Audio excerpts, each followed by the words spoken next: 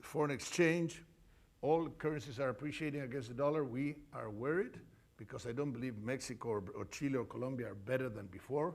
Maybe it's the US that is worse than before because everybody measures against the dollar. So these currencies are improving vis-a-vis the dollar. And you see the index here was 100, and now they are all back to the, or close to the pre-crisis levels. But we'll talk about that in a minute.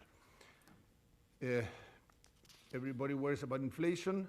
The only country that really has a problem is my own country. Unfortunately, we have a tremendous history, and the only one whose currency and inflation is not totally, but quite out of control. The rest are pretty good.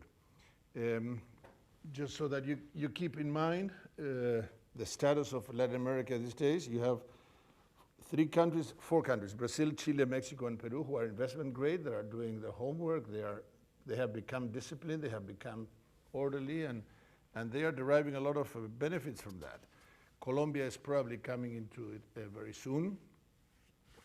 Tiny Uruguay up running and becoming investment grade also very soon. They hope it's even before the end of the year. And then what I have generously called the laggards,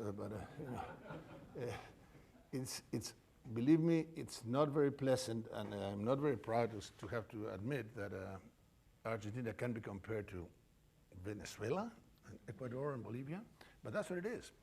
This is what politics do to countries. So we'll be delighted to talk to whoever wants to talk about that later on.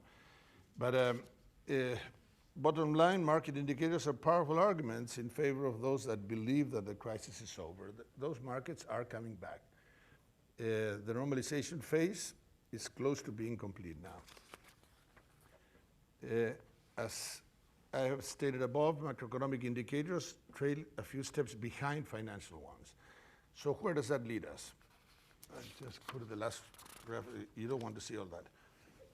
Growth, no, because if it was a Latin American presentation, I would bother you with the details, but this is what you should look at.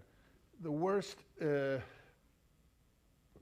decrease in GDP, you can see, was Mexico, 7% compared to most of the other countries that suffered relatively much less.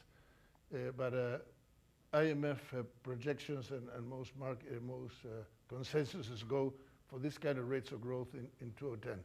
So you can see that Latin America suffered less and it's probably coming back faster. But this is not fantastic news. It just speaks that we never had credit, so we're not suffering from a credit crisis. But I'd like to say something about where we are going, because